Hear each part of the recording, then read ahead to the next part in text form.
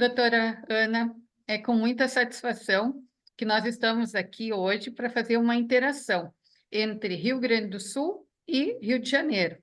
E com um tema, né, muito importante nos dias atuais, que é o regime de bens, tanto no que diz respeito no momento da escolha, no ato da habilitação de casamento, como também depois esse regime escolhido, ele, além de ter a vigência durante o casamento, mas ele terá também reflexos no direito das sucessões. Então, tanto no direito de família quanto no direito das sucessões, essa escolha vai ter grandes reflexos. E nós estamos aqui hoje, então, para conversar um pouco, né, doutora Ana, sobre essas questões. A senhora é uma doutora advogada que atua no Rio de Janeiro com essas questões envolvendo direito de família, e eu, como registradora civil, também me deparo diariamente no balcão do registro civil com algumas situações. Então, seja bem-vinda e nós estamos Legal. aí para dialogar um pouco. Obrigada. É um prazer enorme poder dialogar sobre esse assunto tão importante com a doutora Joana, que é uma registradora civil, que tem uma experiência enorme, né, que atende ali o balcão, deve ter visto já milhões de casos envolvendo muitas dúvidas, né, muitos questionamentos com relação ao regime de bens. É um tema que eu julgo de extrema importância hoje, porque a escolha do regime de bens, ele realmente traz reflexos muito importantes, assim, muito impactantes, quando o casamento ou a união estável terminam, seja por vontade de uma ou de ambas as partes, ou pelo falecimento de uma das partes. Então, assim, muito importante a gente entender que essa escolha vai ser importante tanto para vida do casal ali, para a vida cotidiana, para algumas decisões até da vida cotidiana, quanto para o pós, né? Para o que eles vão deixar de legado para os filhos, como é que vai ser essa divisão do patrimônio, enfim. Então, essa conversa nossa hoje com certeza será muito produtiva. É um prazer enorme essa interação entre Sul e Rio de Janeiro, muito bacana, enfim. E é É, isso, acho. realmente, essas questões, num primeiro momento, as pessoas, principalmente quando elas são jovens, elas vêm no cartório para fazer o casamento, para se habilitarem, enfim, ou buscar informações, e elas não estão muito preocupadas, doutora Ana, com o regime de bens. Mas no Uhum, decorrer da vida, depois, diante às vezes de um conflito, elas uhum, começam a refletir, a buscar novamente o cartório para saber o que significou, o que significa aquele regime que foi escolhido. uhum, Se aquele regime ele vai compartilhar, vai fazer com que os bens adquiridos possam ser compartilhados ou não vão ser compartilhados. Como é que fica essa situação? Num uhum, caso de um divórcio, quando está bem, as pessoas não se preocupam muito. uhum, O problema que eu vejo, que eu observo na prática, é no momento justamente dos uhum, conflitos familiares. uhum, E aí, nesse sentido, eu gostaria até de lhe fazer uma pergunta. uhum, A doutora acha que é importante nós começarmos a falar com tanto no balcão do cartório quanto quando os clientes lhe procuram sobre o planejamento matrimonial, porque as pessoas hoje em dia falam muito no planejamento sucessório, mas uhum. o planejamento matrimonial não seria algo interessante de já Sim, começar a falar sobre essas situações? sim, sim. Eu sempre digo assim que o melhor momento, né, para ter essa conversa sobre regime de bens, patrimônio do casal, enfim, sobre finanças do casal e até algumas decisões da vida cotidiana, se o casal vai ter filho, não vai ter filho, quais são os desejos ali do casal para aquela relação, é aquele momento que antecede o casamento e a união estável. Porque esse é um momento de paz, né? Geralmente o casal está ali num momento muito entusiasmado, é um momento de muito amor, enfim.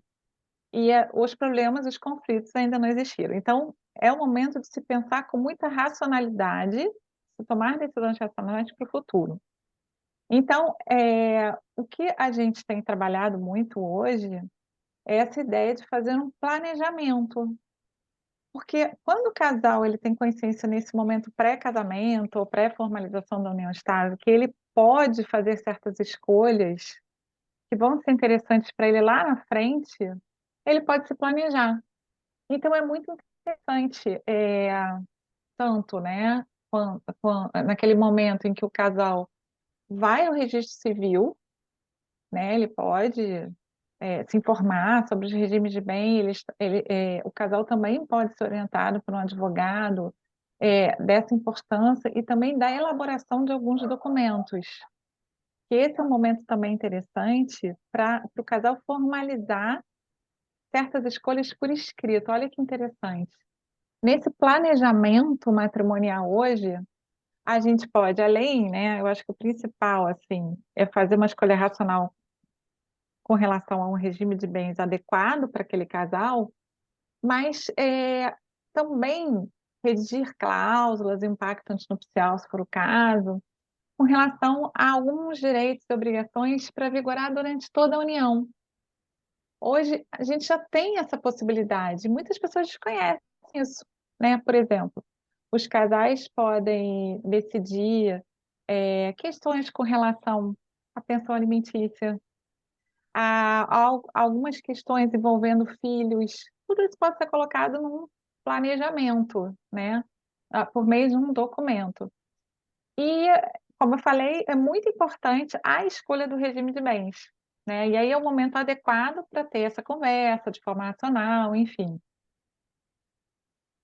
A doutora falou em união estável, e eu quero dizer que tanto no casamento quanto na união estável é permitido fazer essa escolha do regime de bens.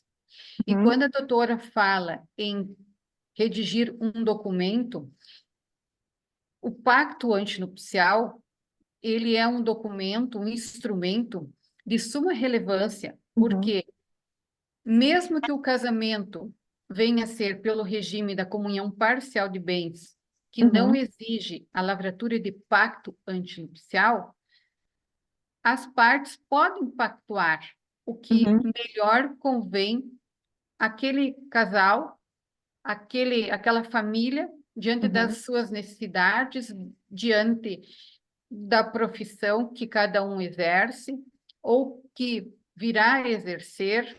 Muitas vezes, um tem patrimônio maior que o do outro, outras vezes não se tem patrimônio, mas se tem perspectivas de herança, no caso de ser herdeiro, numa determinada família, e aí, se as partes fizerem esse planejamento matrimonial antes de realmente contratarem o casamento, ou se for da intenção viver em união estável, mas de forma que formalizem o que realmente vem a ser interessante para aquela família, eu acho que já é um caminho assim que melhor dá condições das pessoas conviverem de forma mais harmônica. uhum, Quando a doutora fala também no pacto, esse pacto estabelecer questões referentes a filhos, uhum. é muito interessante, porque as pessoas pensam que o pacto ele serve apenas para estabelecer questões referentes a patrimônio, mas Sim, não, não, eu vai posso muito além, estabelecer, vai muito além, vai muito eu além. posso, isso, eu posso estabelecer questões referentes a questões existenciais, referente a Uhum, filhos, referente à religião, uhum, referente até a possibilidade de pensão ou não, enfim, Sim, sim. uma série de questões que podem Uhum. ser pactuadas, desde que essas questões não venham contrariar a disposição de lei, tudo é Sim, sem possível. dúvida. É. E é muito interessante porque casais que já passaram por uma experiência anterior, muitas vezes que tiveram problemas, né, desagradáveis ali no término da relação, são até os que mais procuram fazer esses documentos, porque já vieram de uma experiência ruim, já sabem os pontos principais ali que devem ser, digamos assim, contratados, né? E é muito interessante usar esse documento, né? O pacto antinupcial. E eu percebo, eu não sei, Joana, se você também, no dia a dia do cartório, que existe ainda um desconhecimento sobre essa possibilidade. As pessoas não sabem que podem contratar questões extrapatrimoniais e que são de suma importância, né? Para a tranquilidade do casal, para o dia a dia do casal, enfim, do relacionamento, enfim, que seja, né? E o planejamento, ele engloba tudo isso. Então, hoje em dia é muito interessante fazer o planejamento. E você tocou num ponto interessante, que é a questão da união estável. As pessoas também desconhecem, né, a, assim, essa validade da união estável. Muitas vezes, né, o que eu vejo na prática, ali no dia a dia da advocacia, é que as pessoas como se colocassem a união estável em um degrau a menos, sabe? Ah, não quero casar, mas eu vou viver em união estável, por exemplo. Ah, não quero casar agora, vamos fazer uma união estável. Só que, olha que interessante, são os mesmos reflexos, né, do regime de bens, tanto para a união estável quanto para o casamento. Então, olha a importância também de você se planejar, se você estiver pretendendo formalizar uma união estável. É muito importante também. A gente também pode fazer um pacto para pessoas que queiram viver em união estável. Isso também é muito interessante, né? Mas eu percebo que na prática, eu não sei se você também sente isso, muitas pessoas não têm essa consciência ainda dos reflexos do regime de bens na união estável e que a união estável ela foi equiparada pelo nosso ordenamento jurídico ao casamento, né? São pouquíssimos, são detalhes assim de diferença. Bem, tem uma diferença ou outra, mas é tão forte quanto, né, os efeitos jurídicos. Então, é muito interessante a gente tomar certas cautelas também, né, com relação à união estável. Exatamente, doutora Ana. Existe um desconhecimento, eu percebo muito isso, que as pessoas desconhecem a possibilidade de fazer uma pactuação também na união estável, embora a união estável seja bem mais de forma informal, as Uhum. pessoas vão convivendo e vão convivendo e não se dão conta justamente da importância da formalização. E é É, bem como a doutora falou, os reflexos direitos são os mesmos, mas o que as pessoas não sabem é que a prova, se você não tiver um documento formalizando, pactuando, fica muito mais difícil de você exercitar um direito que feito, você exatamente. tem comparando com o casamento. Se o casamento ele é totalmente formal, a união estável é totalmente informal, mas Uhum. para que esses direitos que estão sendo adquiridos no dia a dia, na convivência, possam ser reivindicados, é de suma relevância a formalização. E Sim, isso as pessoas não sabem. O que as pessoas pensam é que, não tendo papel, não tendo formalização, elas não vão dar direitos para o outro companheiro sim. ou para outra companheira, e que eles terminam e tudo bem, está tudo numa boa. E não é Não é isso. verdade, não é verdade. Não, Não, muito pelo contrário. E assim, essa questão, e ainda se é jurisdicionalizada, né, essa prova, ela às vezes é complexa e ela é custosa, tanto emocionalmente quanto financeiramente, porque a gente vai ter que partir para o Poder Judiciário e provar aquela relação. Então, nada melhor do que formalizar a união estável, sempre. Essa é a melhor opção, né? Eu sempre falo isso. Além de você poder fazer um pacto, você escolher o regime de bens, você já resolve ali de forma clara, sem muito custo, né? porque a gente vai conversar aqui, mas existem algumas formas muito fáceis hoje, acessíveis, né, de formalizar uma união estável. Então, o melhor é que sempre a união estável seja formalizada, né? Exato. E hoje nós temos no registro civil a possibilidade do termo, de ser realizado o termo declaratório de união estável, além de que já existiam as possibilidades de fazer a escritura Uhum, pública declaratória de união estável. Então, assim, ó, vem ao encontro das necessidades, ao encontro de dar maior acessibilidade, de sim. dar acesso para que as pessoas formalizem as suas relações afetivas. Uhum. Eu E, achei essa mudança assim muito interessante, viu? Eu achei, é bem recente, né? E eu achei assim muito interessante para você ver como o próprio Estado tem incentivado formalizar a união estável, criou mais um mecanismo hoje de formalização de união estável, que pode ser por instrumento público, né? Por meio de uma escritura pública declaratória, o termo declaratório feito no cartório de registro civil, e também pode ser o caso de fazer uma união estável, ali, um contrato particular, não tem tanta segurança jurídica, mas existe também essa possibilidade, né? O que é menos indicado, mas também existe. Só que olha que interessante, o próprio Estado dando mais oportunidades para que as pessoas formalizem algo tão importante ali, né? Que é a união estável, né? Então, exato, e que a maioria das pessoas vivem em união estável. sim, Muitos casais conviventes, eles procuram o cartório para, às vezes, nem é formalizar a união estável, mas para fazer o casamento, quando poderiam converter aquela união estável em sim. casamento, claro que dentro de certos requisitos que devem ser preenchidos, Uhum, mas a gente observa isso no dia a dia, que as uhum. pessoas convivem primeiramente por um período e depois elas vêm para fazer o casamento. Também são situações que ocorrem, né? Outra que eu percebo também, não sei se também chega a você lá no cartório, tem umas situações assim bem interessantes. Às vezes um casal, ele sequer sabe que está convivendo em união estável, né? Porque as relações são tão intensas, hoje em dia a vida ela é tão une tanto as pessoas, por exemplo, um casal vai viver junto, vai, namorado, vivo junto, já estou dividindo o mesmo teto, só que efetivamente já é uma união estável, porque a sociedade já identifica aquele casal como uma família. Eles estão sempre juntos, então tem essa questão, né, que é peculiar na união estável, né, do objetivo de constituir família, que tem que ser notório ali pela sociedade. Então, muitos casais hoje, até de namorados, pensam que vivem, que são namorados, que vão, vamos experimentar essa vida a dois para casar lá na frente. Não, não, já estão em união estável há muito tempo.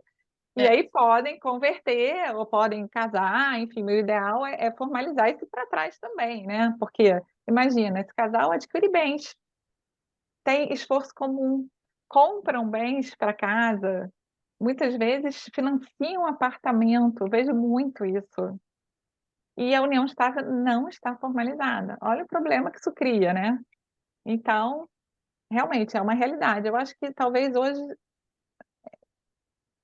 tenha mais casal vivendo em união estável do que casado de fato, né? Até porque as pessoas pensam em casamento, pensam em custos, em despesas e acabam partindo aí para viver junto e não formalizam, que é um perigo, né?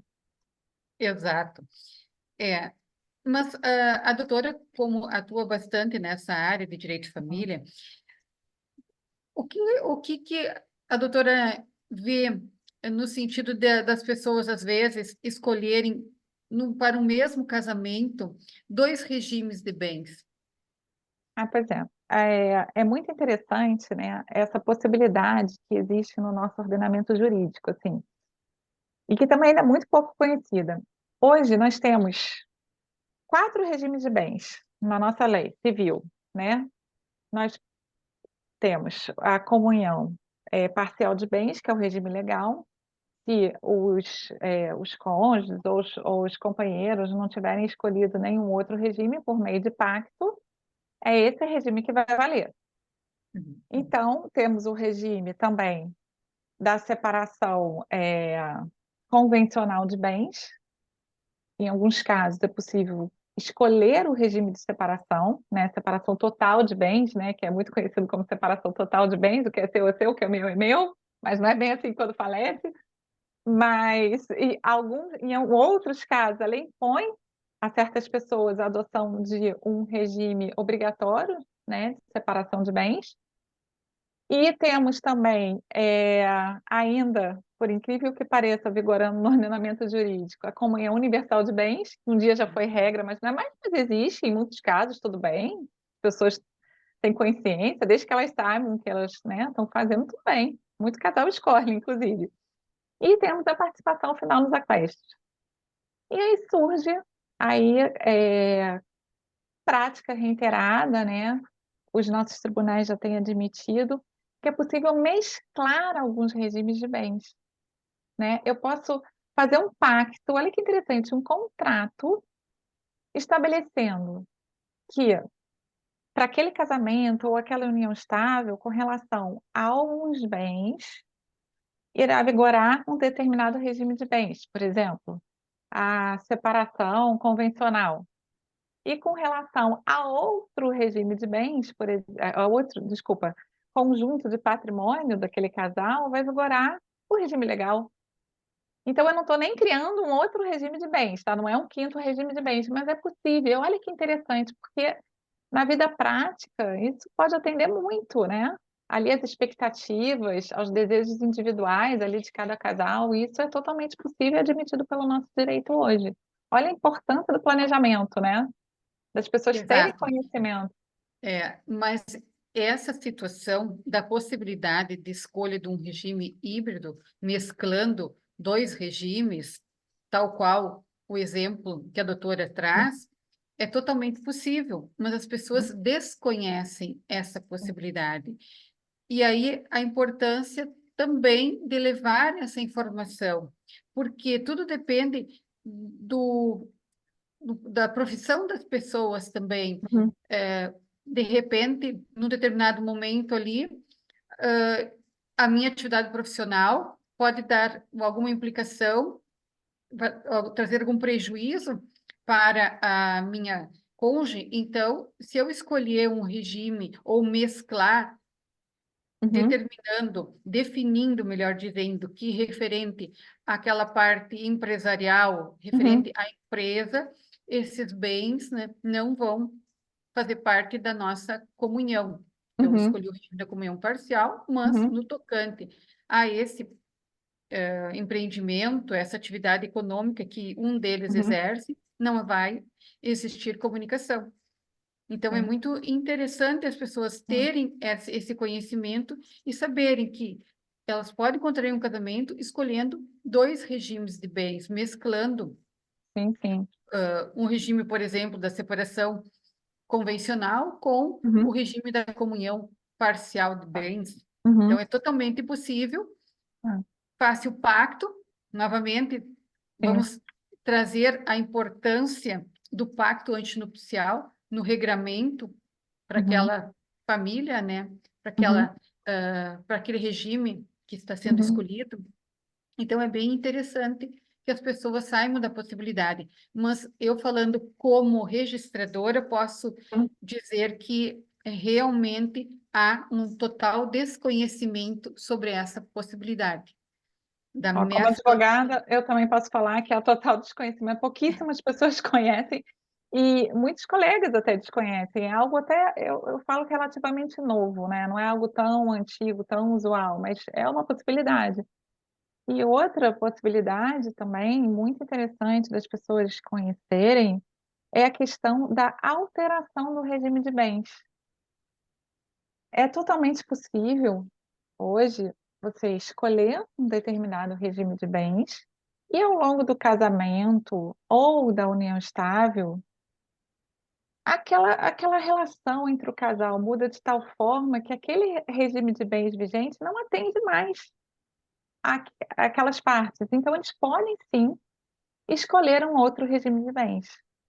Só que aí a gente tem uma diferença entre o não estável e o casamento, né? Como a gente já conversou, exato. o não estável tem aquela questão da informalidade, né? Tem uma maior informalidade, então é mais fácil, mas é, até falo menos custoso, né? As partes hoje alterarem o regime da união estável do que o casamento, porque hoje o casamento você só pode alterar o regime de bens por meio de uma decisão judicial. Então precisa de ação judicial. E a união estável, inclusive hoje, cabe o termo também, não é isso, Joana? Pode Sim, ser feito no registro civil. sim, exato. Essa é uma outra possibilidade que as pessoas têm, quer dizer, que elas não precisam ficar vivendo por aquele regime, Uhum, se o regime já não atende mais às necessidades daquela família. uhum, Elas podem realmente fazer essa alteração de regime de bens, claro que com a diferença que a doutora falou. No casamento, essa alteração vai ter que ser encaminhada via ação junto ao Poder Judiciário, alteração de regime de bens, uhum, e a união estável, ela pode ser realizada no próprio cartório. Não precisa desse ingresso de uma ação judicial para fazer a alteração do regime de bens na união estável. Então, uhum, é aquilo que a gente estava comentando. A união estável sempre é mais facilitada para que as pessoas formalizem. E o uhum, casamento, ele requer já, pelo próprio instituto, uma uhum, formalidade. E a alteração do regime de bens teria que ser via judicial no casamento. E depois, claro, que é dada a sentença, enfim, tramita o processo, é expedido um mandado para o cartório de registro civil das pessoas uhum, naturais para ser feita uhum, uma averbação alterando aquele regime de tal para tal, conforme for a vontade e o interesse das partes, né? uhum. E também tem a questão de que momento, né, vigora esse novo regime também, né, Joana? Isso é muito importante. Assim, eu posso alterar o regime, mas que momento que passa a vigorar o novo regime? Será que retroage, que não retroage? Como é que é isso, né? Então, a gente já teve aí algo novo, uma decisão falando que, olha, dependendo, se não for prejudicar a terceiros, retroage, mas em regra, vale para frente. Dali para frente. Daí para frente. Essa é a regra. Já tem decisão, assim, no sentido de que, olha, se não prejudicar, por exemplo, eram casados sobre a separação total de bens. E aí alteraram para comunhão universal de bens. Não houve prejuízo com relação ao terceiro, né? Então, tudo bem. Mas, em regra, a gente tem aí dois momentos, né? Mas existe, assim, a possibilidade da alteração. Isso também é algo desconhecido, né? As pessoas não têm essa consciência, né? E outra questão que eu estava até lembrando para a nossa conversa, sobre esse ponto, é a seguinte: em alguns casos, a lei impõe, né, tanto para as pessoas que queiram formalizar o casamento ou a união estável, um regime de bens, né, que é a comunhão obrigatória, né, comunhão, desculpa, a separação obrigatória de bens. Como, por exemplo, pessoas com idade igual a 70 anos ou mais, elas são obrigadas a adotar um regime de bens, não tem opção, né? Em outros casos também. Imagina, uma pessoa que não tenha formalizado ainda a partilha do divórcio, né? Não tenha feito a partilha do inventário. Ela é obrigada, ou a pessoa que ainda não esteja em determinada idade, né? Que está entre 18 e 16 anos, tem que adotar um regime. E se essas causas, a questão da idade não, mas as outras causas forem superadas, pode alterar o regime de bens? Olha que interessante. Eu, É, tudo vai depender do caso específico que nós sim, tivermos ali, né?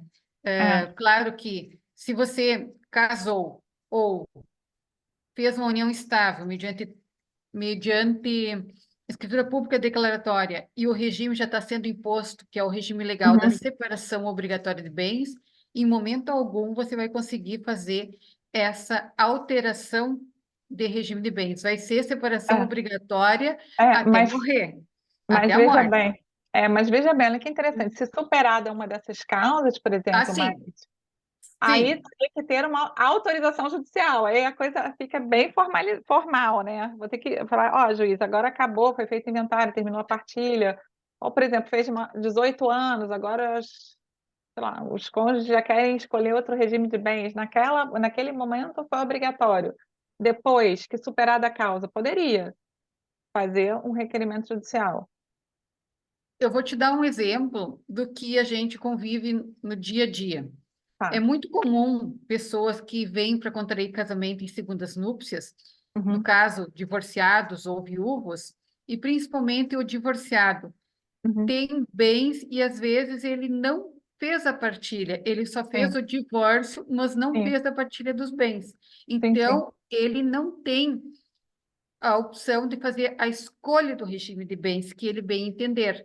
Ele Uhum, é obrigado a casar pelo regime da separação obrigatória de bens em virtude da não partilha uhum, dos bens do casamento anterior. uhum, Mas depois, feita a partilha, superada essa causa, que seria uma das causas suspensivas, uhum, ele pode alterar o regime de bens daquele casamento para o regime que, quem sabe, comunhão parcial, que eles queriam, comunhão uhum, universal, ou até separação convencional, mas vai depender, sim, de uma ação judicial. Mesmo que uhum, esteja superada aquela causa que impôs o regime da separação uhum, obrigatória, terá que entrar com uma ação judicial para alterar o regime de bens. uhum. Isso acontece bastante, porque o que que as pessoas querem às vezes? Elas querem casar, elas Sim. querem casar porque um às vezes é beneficiário de um plano de saúde e precisa Ah, colocar o sim. outro como dependente. E só Uhum, vai colocar como dependente se for casado. Então, sim, elas sim. atendem aquela situação mais urgente, casando Uhum, e tendo a uhum, certidão de casamento, e uhum, depois, então, segue a partilha lá no Poder uhum, Judiciário e, uhum, uma vez resolvida, entra-se com outra ação daí para alterar uhum, o uhum, regime de bens, né, daquele casal. uhum, Mas é uhum, totalmente possível, sim. Nesses casos, sim. uhum. Entendi. Que também é algo bem desconhecido, né? Para muitas pessoas, assim, é uma situação bem diferente, né, Joana? Assim, É, bem. é diferente, mas é possível, né? É Sim, possível sim. de se resolver e atender à vontade delas, né? Uhum, Só que eu acho que, como a alteração do regime de bens no casamento leva à necessidade, à obrigatoriedade de ajuizar uma ação, muitas vezes as pessoas vão deixando, vão deixando. Aí ah, sim. acabam deixando mesmo Uhum, de fazer, de mover esta ação judicial, né? sim, sim. É, tudo tem muito custo também, né? Envolvido, né? É um É, problema. exato. É custos, é tempo que as pessoas Sim. dispõem também para Uhum, outras finalidades, e aí vão ter que dispor para resolver essa situação da uhum, alteração do regime de bens no seu casamento, enfim. Mas aí, uhum, por isso que a gente volta a falar das pessoas também terem essa consciência do uhum, planejamento matrimonial sim. e da importância de se formalizar mediante documentos. Sim, sem dúvida. Muito importante. E planejamento matrimonial também como forma de conhecer o regime de bens que você está contratando. Isso daí é fundamental, porque, olha, aqui no nosso dia a dia, o que mais a gente vê são, assim, conflitos, né, pós-falecimento de alguém, algum familiar aí, e muitos herdeiros aí bem satisfeitos com as notícias, né? Por exemplo, a gente vê muito, sabe, Joana, que quando é caso de separação convencional, né, as pessoas se surpreendem muito com os efeitos desse regime de bens no falecimento. Ana, eu acho que isso nós podemos deixar para uma próxima Certo, ótimo. oportunidade para Uhum, nós falarmos dessas situações mais pontuais, por uhum, exemplo, na questão sucessória, no uhum, regime da separação convencional, no próprio regime da separação obrigatória, uhum, se comunica, se vai ser herdeira, vai ser meeira, se, Uhum, como fica essa parte, né, sucessória. Eu acho uhum, que nós vamos deixar aqui uma dica para as pessoas ficarem uhum. ansiosas para Sim, o sem nosso dúvida. próximo encontro, onde a gente Uhum, vai abordar questões referentes ao patrimônio uhum. em decorrência da morte, como é que fica, né? As questões Sim, sucessórias. sim, importantíssimas. Exato. É, Mas, ótimo. assim, eu acho que, num primeiro momento, a gente já Uhum, trouxe essa questão à uhum, tona, assim, mais para que as uhum, pessoas comecem a pensar em regime de bens, em formalização, a sua uhum. importância, que existe o planejamento matrimonial e não apenas o planejamento sucessório. Quer Uhum. dizer, é que você, quando você fizer o planejamento matrimonial, você já está engatilhando o teu Sim, sem dúvida. planejamento sucessório. Sim, um amarra o outro, sem dúvida. Exato. Ah, sem dúvida. Tá ótimo. É bom, eu acho que a gente já deu aí um primeiro panorama, né, da importância desse assunto. A gente tem muita coisa para falar, realmente dá vontade de falar muita coisa, porque são muitos casos práticos, a gente pode conversar mais pontualmente sobre cada regime de bens, trazer questões ligadas à sucessão, que eu acho que são questões assim que estão no dia a dia de muitas famílias e assim angustia muitas pessoas no término aí das relações, enfim, preocupa muita gente. Então, eu acho muito interessante e essa nossa conversa, eu acho que serviu assim para abrir os olhos, sabe? É muito muito bacana. Isso aí. Mas eu quero te agradecer, Ana, pela disponibilidade e por essa interação entre os estados aqui para a gente, né, Rio Uhum, Grande do Sul, Rio de Janeiro, começar uma interação, não falando apenas sobre o regime de bens, mas outros assuntos uhum, pontuais que envolvem o direito de família, direito das uhum, famílias, que são bem relevantes também. E você, como advogada atuante, vai trazer muito conhecimento, muita uhum, prática, e eu entro com essa parte mais uhum, cartorária, do direito uhum. registral, no Que é dia a tão dia ali, importante, sim, que é tão importante importante. realmente, Ah, e aí a gente une as duas especialidades, assim, né? As duas maravilha. expertise. Ah. Eu que agradeço muito por esse encontro, por essa oportunidade, né, de levar adiante um pouquinho do conhecimento aí dessa prática sua do dia a dia, cartorária, que assim é tão importante, essa prática no extrajudicial, né, que assim ela previne, né, tantos problemas, né, no dia a dia ali de tantas famílias, ela é tão importante. Enfim, eu queria agradecer muito esse nosso encontro. É incrível, né, o que esse meio digital pode nos proporcionar. Eu A aqui no Rio, tecnologia, você né? no Sul, é uma maravilha, né. Uhum. E, Exato. enfim, que tenhamos aí muitos encontros aí produtivos e vamos programar para conversar muito mais assunto envolvendo o regime de bens, que tá É bom? que existe mesmo, sabe? É uma necessidade nos dias atuais, realmente. Mas É, então, Ana, muito obrigada. Um grande abraço de para você coração também. pela tua participação aí, trazendo teus conhecimentos, o teu tempo, né? E quero dizer Uhum. que eu estou sempre à disposição também. Também, igualmente, Joana, foi um prazer, viu. Igualmente. Um beijo, Beijo, obrigada. bom final de noite. Para você também, obrigada.